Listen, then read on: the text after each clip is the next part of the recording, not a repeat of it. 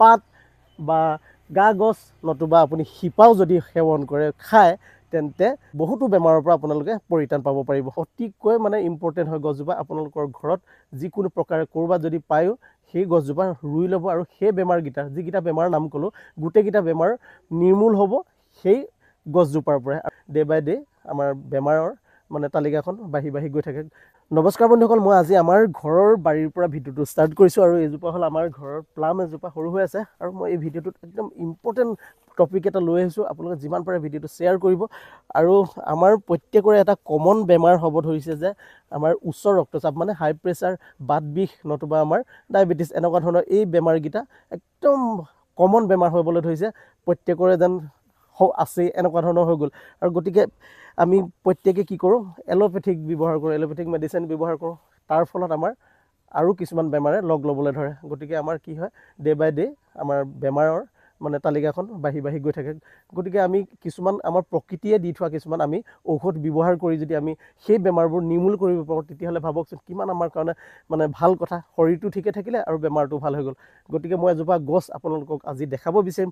একদম অতিকৈ মানে ইম্পৰ্টেণ্ট হয় গছজোপা। আপোনালোকৰ ঘৰত যিকোনো প্ৰকাৰে ক'ৰবাত যদি পায়ো সেই গছজোপা ৰুই ল'ব আৰু সেই বেমাৰকেইটা যিকেইটা বেমাৰৰ নাম ক'লোঁ গোটেইকেইটা বেমাৰ নিৰ্মূল হ'ব সেই গছজোপাৰ পৰাই। আৰু গছজোপাৰ নাম হ'ল নেফাফু বুলি কয়। আপোনালোকে হয়তো নামটো শুনিবও পাৰে, কিছুমানে নুশুনিবও পাৰে, কিন্তু গছজোপাৰ নামটো হ'ল নেফাফু। আৰু সেই নেফাফুৰ পাত বা গা গছ নতুবা আপুনি শিপাও যদি সেৱন কৰে খায় তেন্তে বেমাৰৰ পৰা বহুতো বেমাৰৰ পৰা আপোনালোকে পৰিত্ৰাণ পাব পাৰিব। আৰু প্ৰথম কথা হ'ল কি, আপোনালোকে যদি এইজোপা হ'ল নেফাফু, চাওক ওচৰৰ পৰা দেখাই দিয়ে এবাৰ।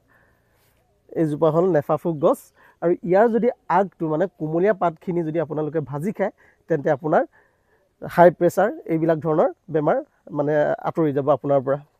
কিছুদিন কণ্টিনিউ খাব লাগিব। আৰু যদি গা গছটো আপোনালোকে সৰু মানে কেঁচুৱা ল'ৰা ছোৱালীক যদি মানে গোন্ধটো ল'ব দিয়ে, গা গছৰ কাঠটো যদি আপোনালোকে গোন্ধ ল'ব দিয়ে তেন্তে একদম কেঁচুৱা ল'ৰা ছোৱালী বহুতো বেমাৰৰ পৰা পৰিত্ৰাণ পাব পাৰিব। আৰু শিপাটো বহুতো ইম্পৰ্টেণ্ট হয়। সেইটো যদি আপোনালোকে খুন্দিও খায় তেন্তে আপোনালোকৰ চৰ্মৰোগ তেনেকুৱা ধৰণৰ বেমাৰ কিছুমানৰ পৰা আপোনালোকে হাত সাৰিব পাৰিব। প্ৰধানকৈ মই গুগলত চাৰ্চ কৰি পোৱা মতে পাহাৰীয়া জনগোষ্ঠীয় লোকসকলে সেই মানে এই গছবিধ হ'ল প্ৰধানকৈ বহুতো ঔষধি গুণ সম্পন্ন মানে গছ হিচাপে ব্যৱহাৰ কৰে। তেওঁলোকে কি কৰে, ইয়াৰ পাতটো মানে বিশেষকৈ খাচীয়া বা জয়ন্তীয়া লোকসকলে তেওঁলোকে এই পাতটো ব্যৱহাৰ কৰে আৰু গা গছটো ব্যৱহাৰ কৰে তেওঁলোকে একমাত্ৰ বাত বিষৰ কাৰণে।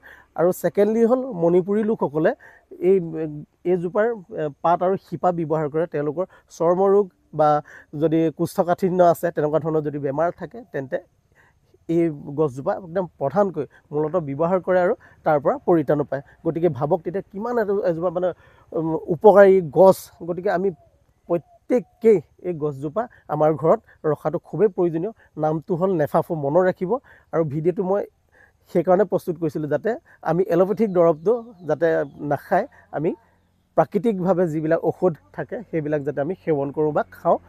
সেইটো কাৰণে মই ভিডিঅ'টো প্ৰস্তুত কৰিলোঁ যাতে আমি সুস্থ হৈ থাকোঁ, দীৰ্ঘজীৱী হওঁ। যিমান পাৰে ভিডিঅ'টো লাইক কৰিব, কমেণ্ট কৰিব, শ্বেয়াৰ কৰিব। আৰু মোৰ পেজটো ৰিণ্টু এণ্ড ৰোমা বুলি সকলোৱে হয়তো জানেই। গতিকে মোৰ পেজটো ফ'ল' কৰিবলৈ একেবাৰে নাপাহৰিব। ধন্যবাদ।